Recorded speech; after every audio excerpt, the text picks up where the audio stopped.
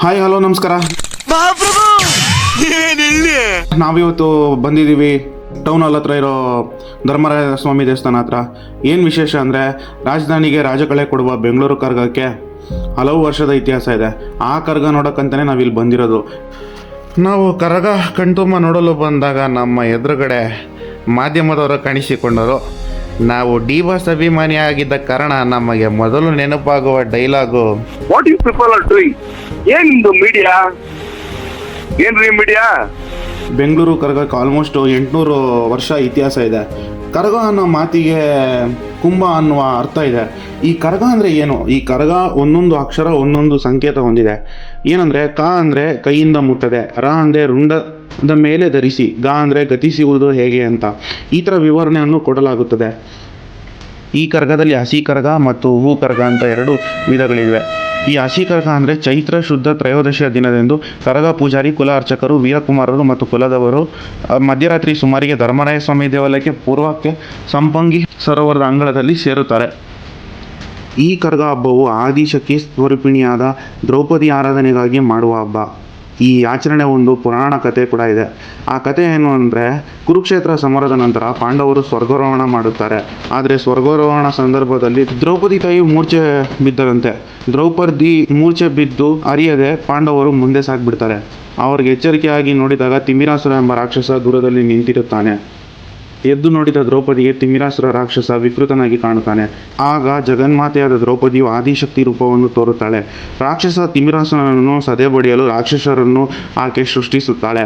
ತಲೆಯಿಂದ ಯಜಮಾನ, ಹಣೆಯಿಂದ ಗಣಾಚಾರಿ, ಕಿವಿಗಳಿಂದ ಗೌಡರು, ಬಾಯಿಯಿಂದ ಗಂಟೆ ಪೂಜಾರಿ, ಹೆಗಲಿನಿಂದ ವೀರಕುಮಾರರು ಸೃಷ್ಟಿಸುತ್ತಾಳೆ.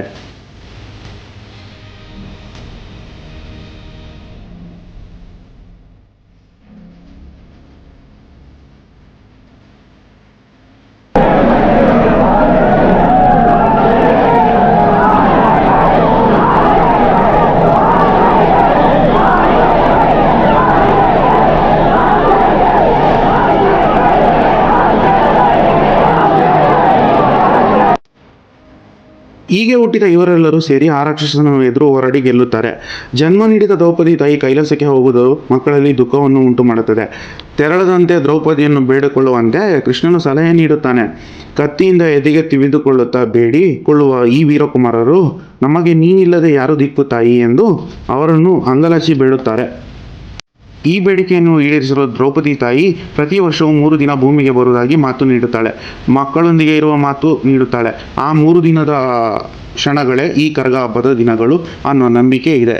ಈಗಲೂ ವೀರಕುಮಾರರು ಕತ್ತಿ ಹಿಡಿದು ತಾಯಿಯನ್ನು ಬೇಡಿಕೊಳ್ಳುತ್ತಾರೆ.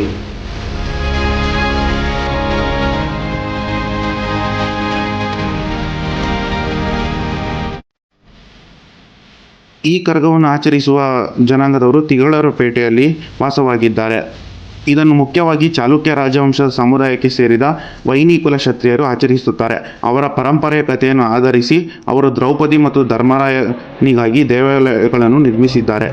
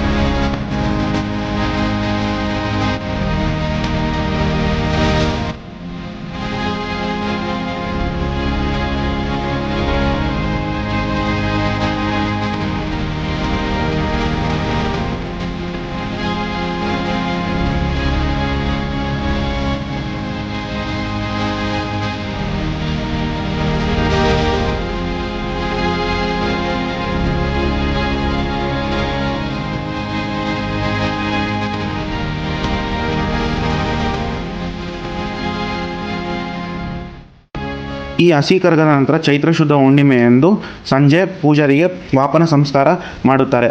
ಬಳೆಗಳನ್ನು ಧರಿಸುತ್ತಾರೆ ಮತ್ತು ಒಂದು ಕೈ ಬಳೆಗಳನ್ನು ಧರಿಸುತ್ತಾರೆ. ದೇವಾಲಯದಲ್ಲಿ ವೈಷ್ಣವ ಶೈಲಿಯಲ್ಲಿ ಪೂಜೆ ಮತ್ತು ಹೋಮಗಳನ್ನು ನಡೆಸುತ್ತಾರೆ. ನಂತರ ಅರ್ಜುನ ಮತ್ತು ದ್ರೌಪದಿಯ ಕಲ್ಯಾಣೋತ್ಸವವನ್ನು ಮಾಡುತ್ತಾರೆ. ರಾತ್ರಿಯಲ್ಲಿ ಕರಗ, ಕರಡಿ ಪೂಜಾರಿ, ಬಂಡಿ ಪೂಜಾರಿ, ವೀರಕುಮಾರರು ಸಂಪಂಗಿ ಸರೋವರದಲ್ಲಿ ಭೇಟಿಯಾಗುತ್ತಾರೆ. ಅಲ್ಲಿ ಪೂಜಾರಿಯನ್ನು ಅಚ್ಚ ಮಲ್ಲಿಗೆ, ಜಡೆಕಚ್ಚು, ಹೂಮಾಲೆಗಳಿಂದ ಅಲಂಕರಿಸಲಾಗುತ್ತದೆ. ಅರಿಶಿಣ ಬಣ್ಣದ ಸೀರೆಯನ್ನು ಧರಿಸಲಾಗುತ್ತದೆ. ಇದೆಲ್ಲಾದ ನಂತರ ಆಭರಣವನ್ನು ಧರಿಸುತ್ತಾರೆ. ನಂತರ ದೈವಶಕ್ತಿ ಅಧಿಕಾರ ಪಡೆದ ಕರಗವು ಪೂಜಾರಿಗೆ ಧೂಪ, ದೀಪ ಮತ್ತು ಆರತಿಯನ್ನು ಅರ್ಪಿಸಲಾಗುತ್ತದೆ. ಈ ಕರಗ ದೇವಸ್ಥಾನದಿಂದ ಆಚೆ ಬರುವ ಮುನ್ನ ದೇವಸ್ಥಾನದ ಎದುರು ಇರುವ ತೇರನ್ನು ಮೊದಲು ಎಳೆಯುತ್ತಾರೆ. ಆ ತೇರು ಎಳೆದ ನಂತರ ಅರ್ಧ ಗಂಟೆ ಆದ ಮೇಲೆ ಕರಗವು ಆಚೆ ಬಂದು 3 ಪ್ರದಕ್ಷಿಣೆಯನ್ನು ಮಾಡಿ ನಂತರ ಬೀದಿಯಲ್ಲಿ ಮೆರವಣಿಗೆ ಹೊರಡುತ್ತದೆ.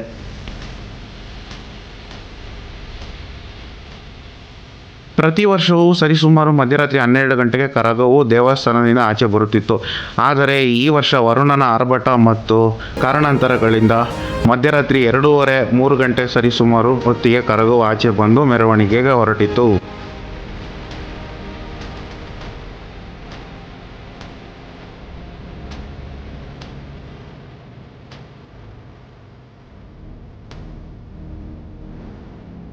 ಜ್ಞಾನೇಂದ್ರ ಎಂಬುವವರು ಈ ಕರಗವನ್ನು ತಲೆ ಮೇಲೆ ಹೊತ್ತು ತಿಗಳರಪೇಟೆ ಮತ್ತು ಎಲ್ಲ ಧರ್ಮರಾಯನ ಬೀದಿಯಲ್ಲಿ ಮೆರವಣಿಗೆಯನ್ನು ಮಾಡುತ್ತಾರೆ. ಮತ್ತು ಇನ್ನೊಂದು ವಿಶೇಷತೆ ಏನಂದರೆ, ಈ ಕರಗವು ನಮ್ಮ ಮಾರ್ಕೆಟ್ನಲ್ಲಿರುವ ದರ್ಗಾ ಮಸೀದಿಗೂ ಹೋಗಿ ಪೂಜೆ ಮಾಡಿಸ್ಕೊಂಡು ಬರುತ್ತೆ ಅಂತ ಪ್ರತೀತಿ ಇದೆ ಇಲ್ಲಿ.